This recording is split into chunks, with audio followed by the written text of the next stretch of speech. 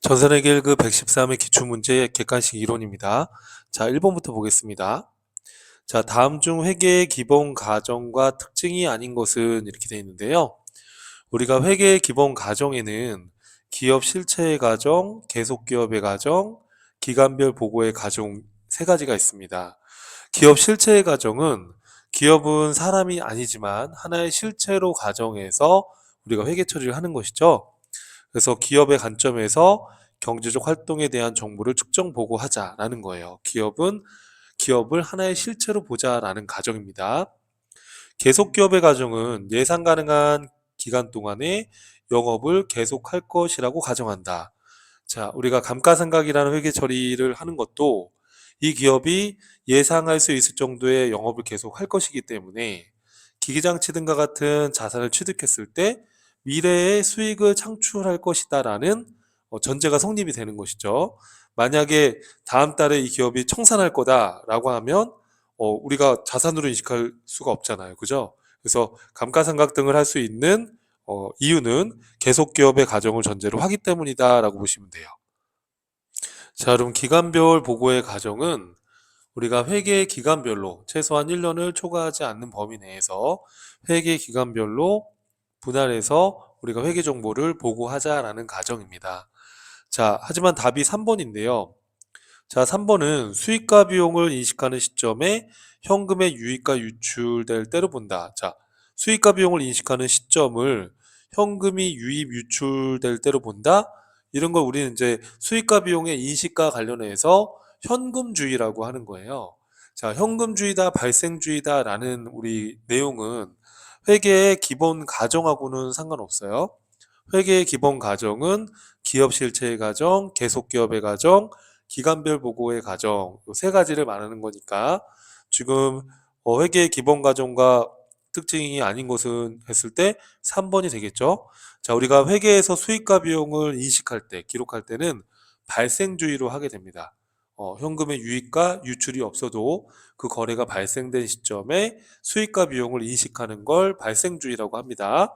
여기 지금 3번은 현금주의에 대한 설명이지 기본 가정과는 상관이 없는 거예요.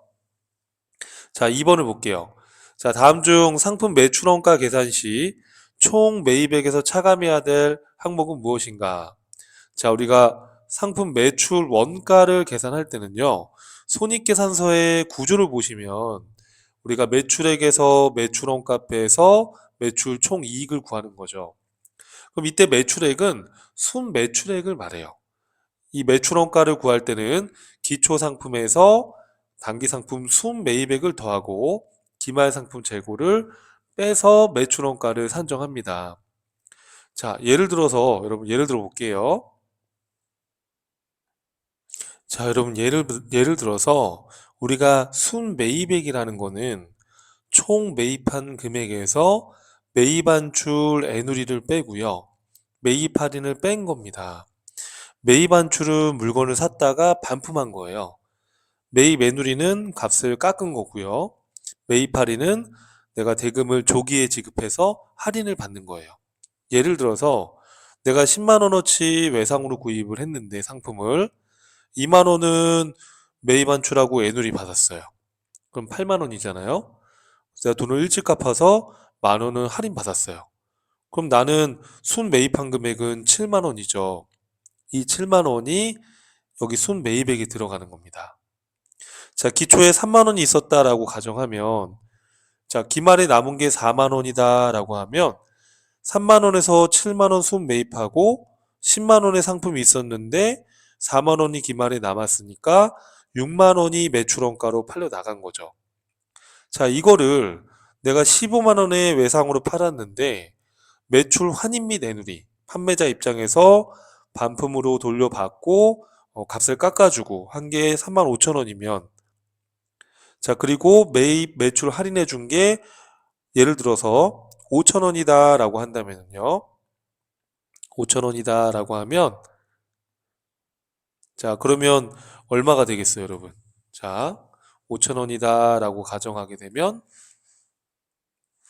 그러면 3만 5천 원에서 5천 원 자, 15만 원에서 4만 원을 빼게 되면 11만 원이 매출이 되잖아요. 이, 이 4만 원을 우리가 순매출액이다 이렇게 부르는 거예요. 이 순매출액이 손익계산서에 보고가 되는 거예요. 그러면 6만 원짜리를 11만 원에 팔았으니까 5만 원만큼이 매출 총 이익이 되는 거예요.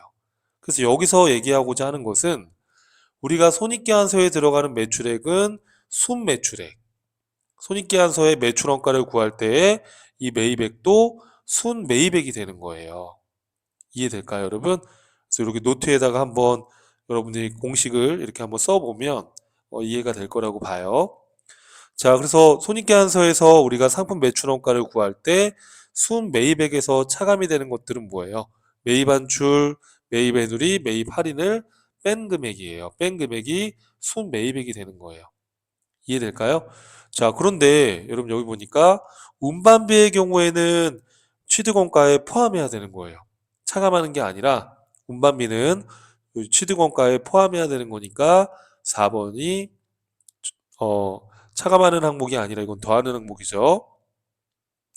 자, 매출원가 계산할 때 총 매입액에서 차감해야 될 항목을 물어봤으니까 매입 수수료도 취득 부대 비용이니까 더해야 되는 거죠. 그죠? 취득원가에 플러스가 되는 거고요. 답은 몇 번이 될까요? 3번이 되겠죠. 매입한 줄미 내누리. 매입한 줄미 내누리는 총 매입액에서 차감이 되는 거다라고 보시면 되겠습니다. 이해될까요? 그래서 2번의 답은 3번이었다 이렇게 정리를 하시면 되겠습니다. 자, 3번 문제를 볼게요. 자, 3번 문제 보시면 건물 취득 시 발생한 금액들이 다음과 같을 때 건물의 취득원가는 얼마인가 이렇게 되어 있습니다. 자, 취득원가에 포함되는 것만 제가 노란 색깔로 한번 체크해 볼게요. 건물의 매입 금액은 당연히 건물의 취득원가죠. 자, 20억이라고 되어 있고요.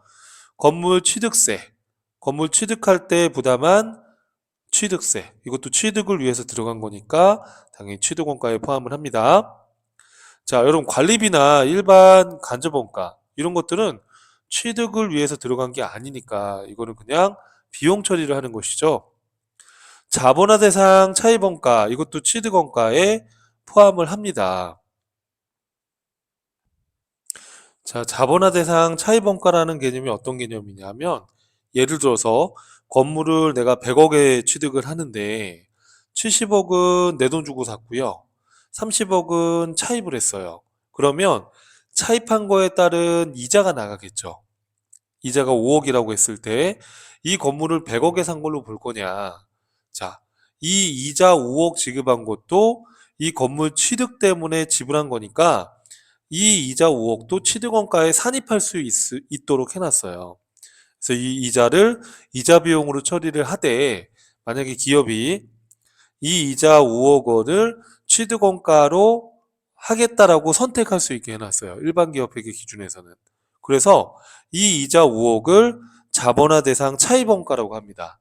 그럼 이것도 이 자산을 취득하는 데 들어간 취득 관련된 부대 비용으로 보겠다라는 거예요. 그러면 이 건물은 100억에다가 이 이자 5억, 그래서 105억 원에 취득한 걸로 보겠다. 이걸 이렇게 할 수 있도록 해놓은 겁니다. 이거를 자본화 대상 차입원가라고 합니다. 그러면 이 1억 5천까지 합치면 이 건물의 취득원가는 20억, 2억, 1억 5천이니까 그렇죠. 23억 5천만 원이 되겠죠. 답은 3번이다 라고 볼 수 있겠죠. 자, 4번 문제입니다. 무형자산에 대한 설명으로 틀린 것은 자, 무형자산은 물리적 실체가 없지만 식별 가능한 비화폐성 자산을 말합니다. 물리적 형체가 없기 때문에 식별 가능해야 된다는 거예요. 그리고 화폐가 아니잖아요. 그죠? 우리 특허권이나 저작권 이런 권리는 비화폐성 자산이다 이렇게 얘기하는 거예요. 유형자산이나 무형자산은 대표적인 비화폐성 자산이다. 이렇게 이해를 하시면 되겠습니다. 자, 1번은 맞는 표현이고요. 2번은 무형자산을 통해 발생하는 미래 경제적 효익을 기업이 통제할 수 있어야 된다. 자, 예를 들어 특허권을 갖고 있다 그러면 그 특허권을 그 기업만 사용할 수 있어야 되겠죠. 모든 회사가 이 특허 권리를, 특허 기술을 사용하고 있다 그러면 이건 나의 권리가 아니잖아요. 그렇죠. 그래서 무형자산이 되기 위해서는 통제할 수 있어야 됩니다. 즉, 제3자의 접근을 제한할 수 있어야 된다. 쉽게 쉽게 말하면 나만 쓸 수 있도록 해야 된다라는 거예요.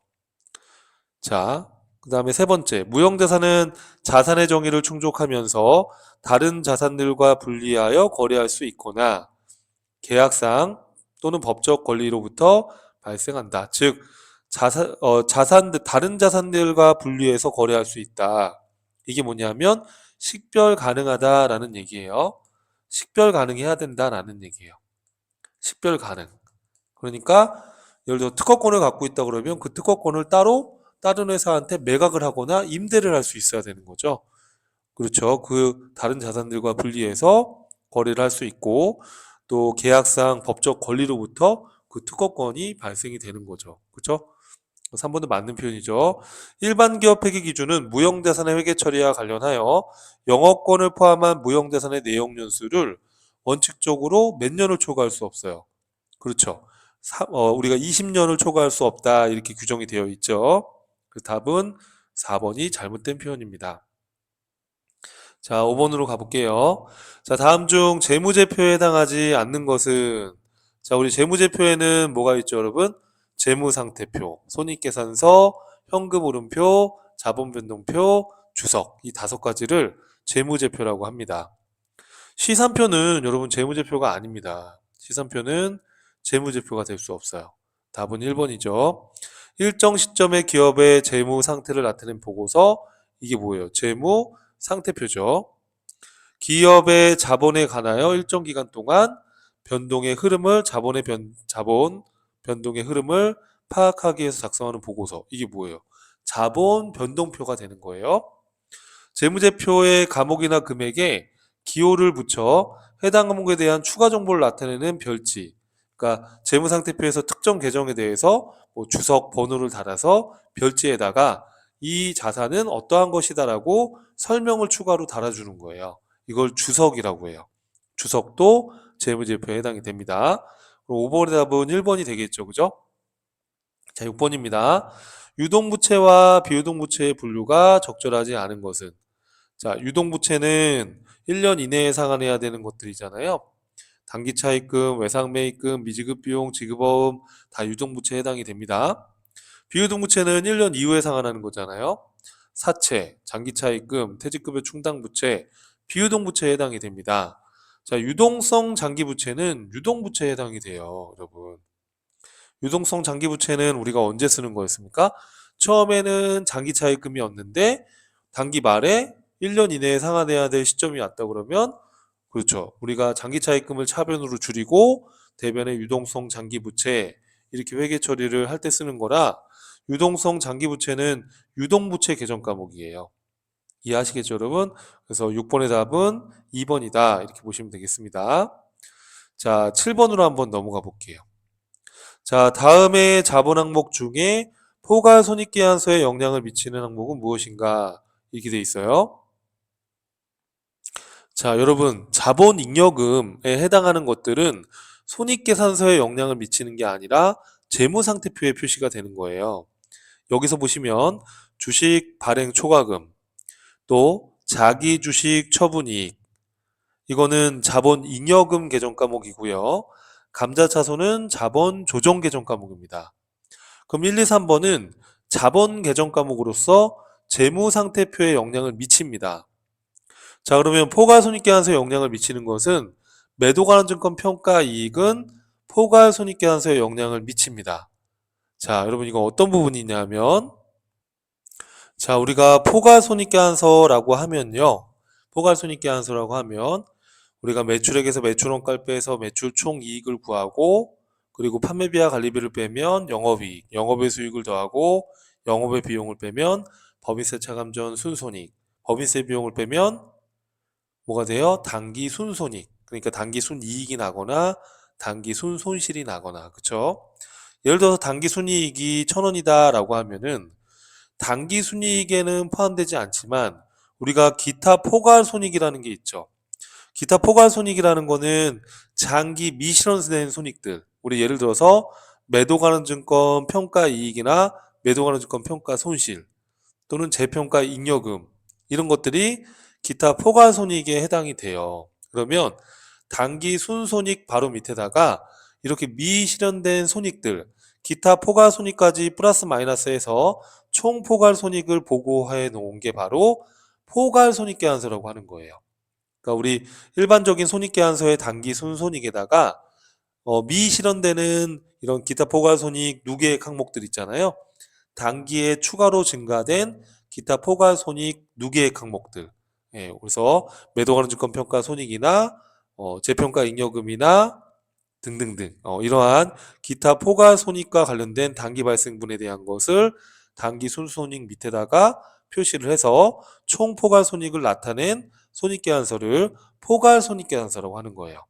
그럼 이런 매도 가능 증권 평가 이익 이런 것들은 우리가 기타 포괄 손익으로 해서 포괄 손익계산서에 보고가 되고 요 단기의 평가 이익만큼 재무상태표에 자본의 기타 포괄 손익 누계액에도 같이 누적돼서 쌓여가는 거예요.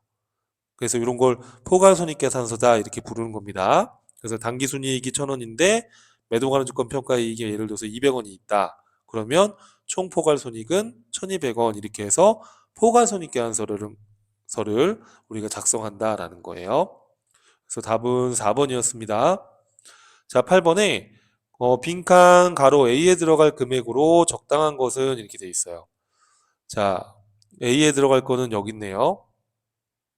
자, 그러면 그럼 우리가 기초 상품 21만 9천 원 더하기 단기 매입액 35만 원을 더하고 기말 상품 재고 11만 원을 빼면 그게 뭐죠, 여러분? 그렇죠. 이게 매출원가, 상품 매출원가가 나옵니다. 그래서 기초 상품 21만 9천 원 더하기 매입액 35만 원 빼기 기말 상품 11만 원 하게 되면 45만 9천 원이 나옵니다. 그럼 매출액 우리 29만 원에서 매출원가 45만 9천 원을 빼면 마이너스가 나오죠. 그럼 이게 매출 총 손실이 되는 거예요. 그래서 매출 총 손실이 마이너스 16만 9천 원이 나왔고요. 여기에서 또 판매 비하 관리비 비용이 19만 천 원이 추가로 더 발생됐기 때문에 자, 이 비용이 더 커졌으니까 그죠? 회사는 손실이 났죠. 단기 순손실이 36만 원이다 라는 얘기예요. 이해될까요? 자, 9번으로 가볼게요. 다음 중 원가 행태에 따라 변동비, 고정비 또는 변동원가, 고정비를 고정원가 같은 의미입니다. 그래서 변동원가와 고정원가로 분류할 때 이에 대한 설명으로 틀린 것은 이라고 되어 있어요. 자, 2, 3, 4번부터 읽어볼게요.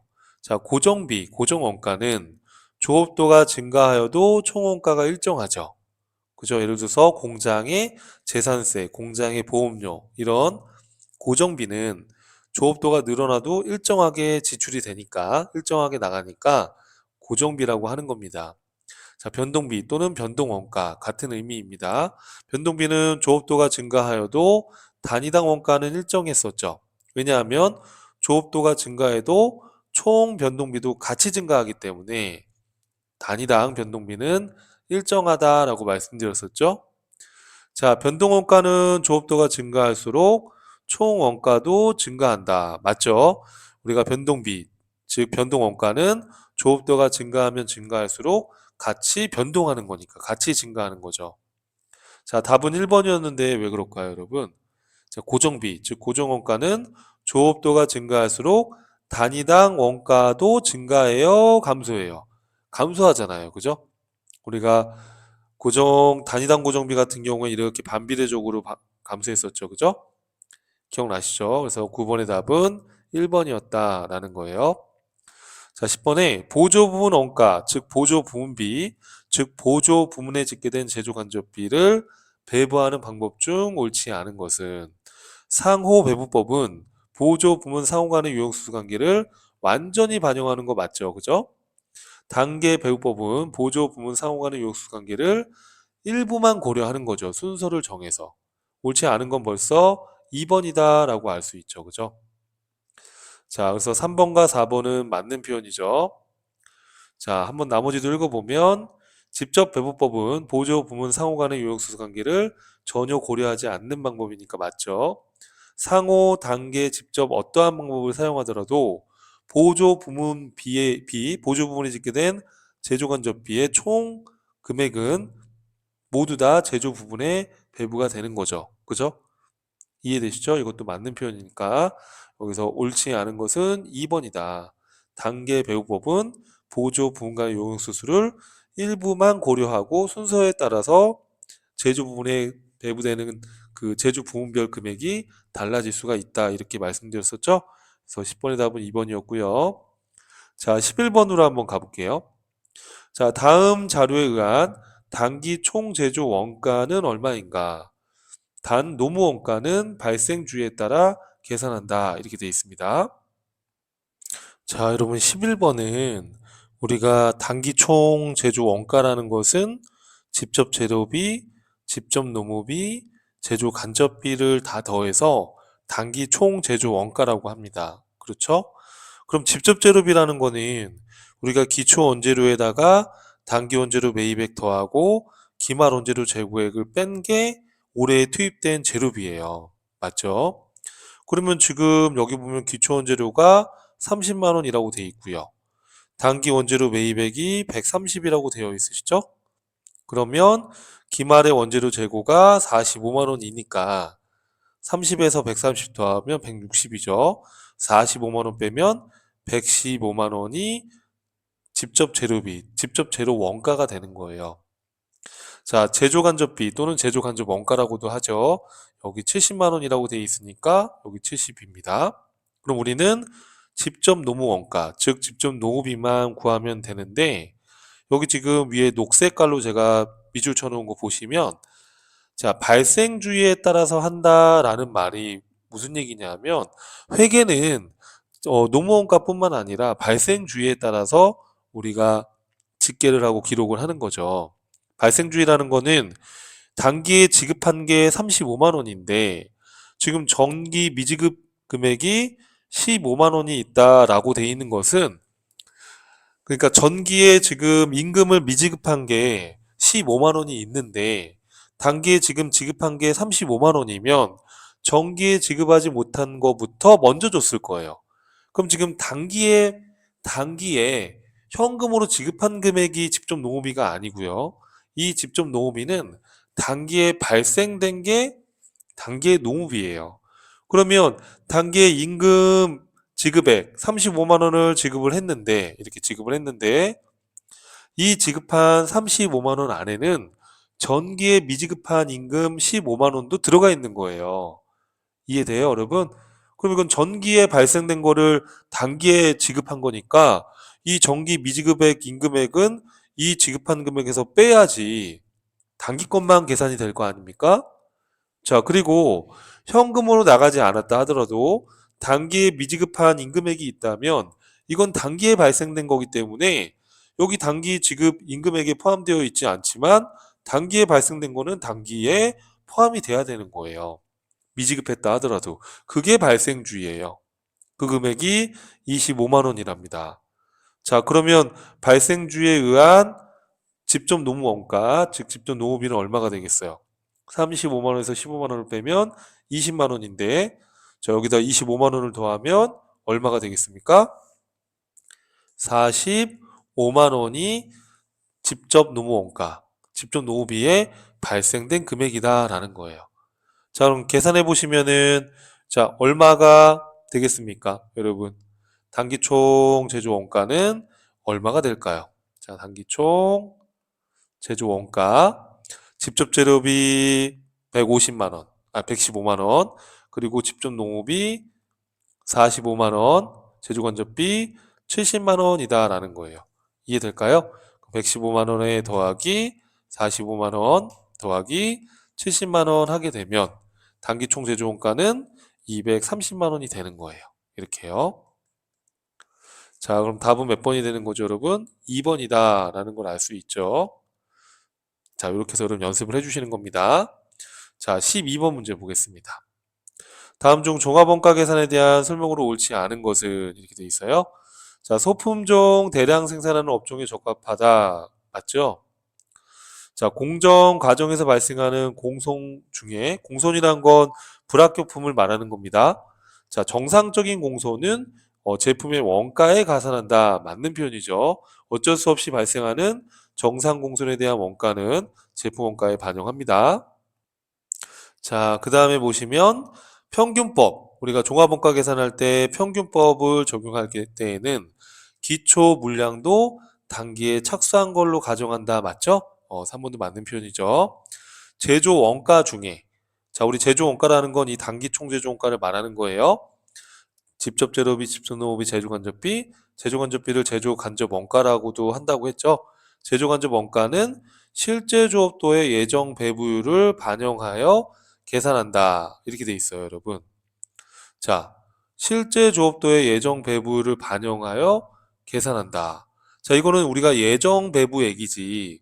자, 실제 이거는 어떤 거에 대한 거예요, 여러분?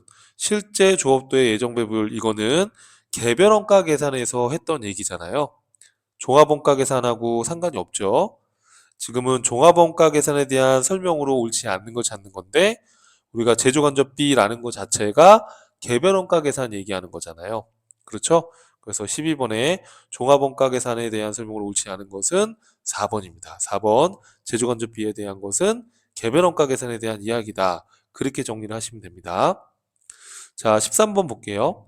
자, 다음 중 부가가치세법상 생계한서를 발급할 수 있는 자는, 자, 여러분 면세사업자는 계산서를 발급하는 거지 생계한서 발급할 수 없습니다. 맞죠? 면세사업자는 발급할 수 없고요. 사업자 등록을 하지 않았다 그러면 생계한서 발급할 수 없지요. 자, 간이가세자 중에 직전 사업연도 공급 대가가 4,800만 원 미만인 자는 영수증 발급하게 돼 있죠. 이거 안 되는 거죠. 답은 3번이 답이었어요.